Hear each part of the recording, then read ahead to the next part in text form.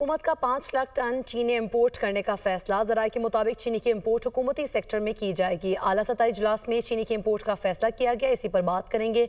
यासिर मलिक हमारे साथ मौजूद हैं। यासिर, बताइएगा अहम फैसले बारे।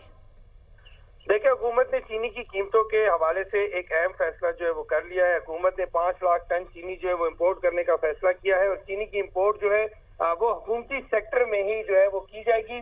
और आला सतह इजलास में जो है वो चीनी की इम्पोर्ट का फैसला जो है वो किया गया है। हुकूमत ने चीनी की कीमतों में किसी सूरत भी इजाफा न होने देने का जो है वो भी फैसला किया है और चीनी महंगी बेचने और जखीरा अंदोजी करने वालों के खिलाफ कार्रवाइयां जो है उसको भी जारी रखने का फैसला जो है वो किया गया है। इससे कबल जो है वजीर आजम शहबाज शरीफ की जानिब से हदायत जारी की गई थी तमाम जो इदारे हैं उनको के चीनी जो है जखीरा अंदोजी करने वालों को के खिलाफ जो है वो कार्रवाई की जाए और उनके गिरफ्तार किया जाए और उनके जो गोदाम है उनको मुकम्मल तौर पर हमें आगाह कर रहे थे।